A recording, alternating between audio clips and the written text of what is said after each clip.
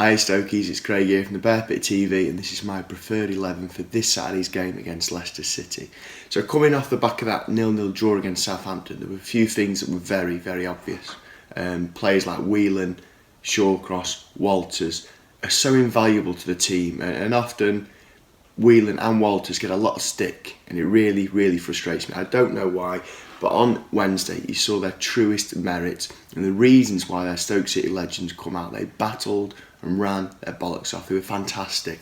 And the sort of players that you need still in the Premiership. You can have your fancy players and all the rest of it, but players like Whelan and Walters are so invaluable to the team. They really, really are.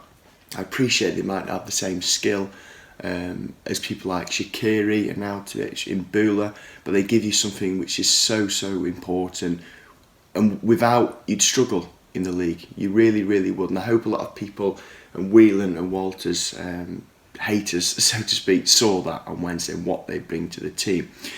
Just wanted to get that there in quickly, because I know them guys get a lot of stick, but I think they deserve a little bit of praise every now and then. I thought they were absolutely fantastic. I mean, the whole squad was, but I wanted to pick them two out specifically because I know they get stick from time to time. There we go, little mini rant for you. I just wanted to quickly get in there. But my first 11 for the Saturday's game, I want to go for Lee Grant in net, Glenn Johnson at right back, Indy Shawcross at centre back, Peters left back. I was very tempted actually to stick Muniesa in at left back. I think Peters has been alright to poor this season, and I think Muniesa was injured. That's the reason he didn't play against Southampton. But nonetheless, Ryan was fantastic himself. He's our captain. Indy's also not droppable, so I think if I'm going to play this formation of four at the back, I really struggle to see how Muniesa can get in ahead of Shawcross and Indy. As a consequence, I felt very tempted to give him a go at left back. He's played there before. He's a very capable left back. I do feel if Peters has a poor game on Saturday, I think Muniesa should come in at left back for the next game. In midfield, I went for Adam and Whelan. I imagine a few comments might suggest Adam to be dropped for Mbula.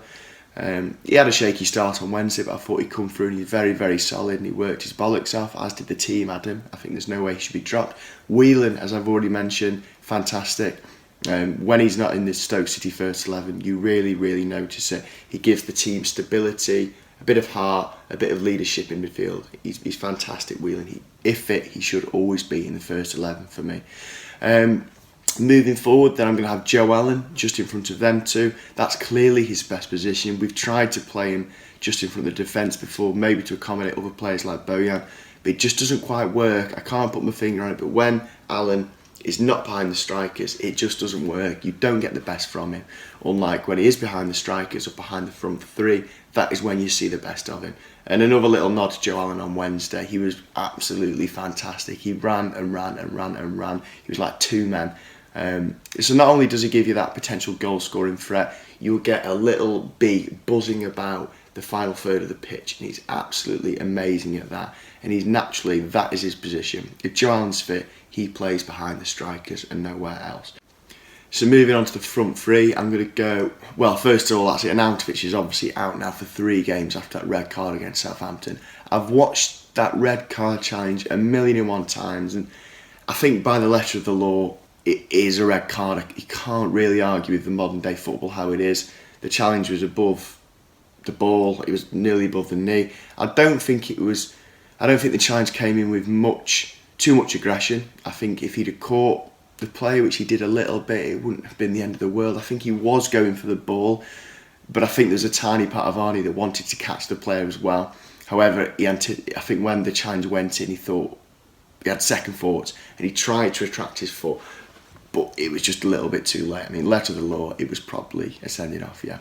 So we've not got Arnie now for 3 games. To come in, I'm going to go with Sobey. I get the impression, however, the management team won't go with Sobey. For whatever reason, he's often not getting much game time. Sometimes he's not even in the squad. They must be seeing something that the fans aren't, because whenever I've seen Sobey play, he's been great. Very, very great. He played against Hull, fantastic. Very mature performance against West Ham. But he's just not getting game time at the moment. I don't know what it is. From what I've seen, he should be the natural replacement for Arnie. But it wouldn't surprise me at all if Walters is put on the wing and Boney or Diouf is put up front. But for my money, I'd have Sobey on the wing.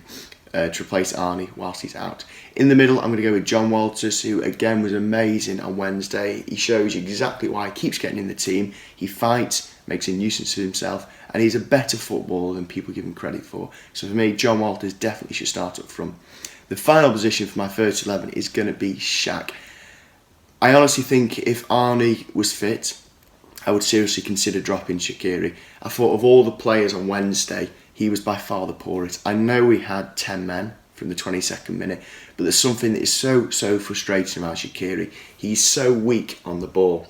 I don't know if he's diving or if he's literally just weak. But he doesn't look weak. I know he's small, but he's stacked. He should be able to hold the ball up miles better than he does. And every time a Southampton player came near him on Wednesday, he would literally just fall over, attempting to win the free kick, out-muscled. I don't know what it is, but for a player of his quality, he's got to start holding the ball. And obviously he's been in the press a little bit, saying that he wants to play Champions League football and all the rest of it. For me, he's not nearly put in enough consistent performances for Stoke to warrant any sort of move, let alone to a Champions League club. And he's on the verge of being dropped at the moment if I was the manager. I think the only reason I'll keep him in for this game is because Arnie's out and we do need that creative force. But he needs to pull his finger out a little bit, Shaq. I think I know there's a fantastic player in there. We've seen it, against Hull and Man City last year. And there is a decent player in there. He started the season well, but he's got to toughen up a little bit, hold on to the ball and stop messing about, because he's not proving that he's a Champions League player at the moment at all. So there we go. My first 11 to recap. Grant in net, Johnson at right back, Indy, Ryan, Peters, Adam and Wheel in front of the defence, Joe Allen behind the three strikers or wingers, whatever they are, Shaq, Walters and Sobey. Let us know what you reckon to the lineup. Let us know if you think Shaqiri should be kind of dropped at the moment, and let me know in general what you think to Shaqiri's performances at the moment, because he's wound me up a little bit with his comments in the press, and I don't think he should be making them noises when he's not performing. Also, give the video a like, and of course we will see you this Saturday versus Leicester City at the Bet365 Stadium.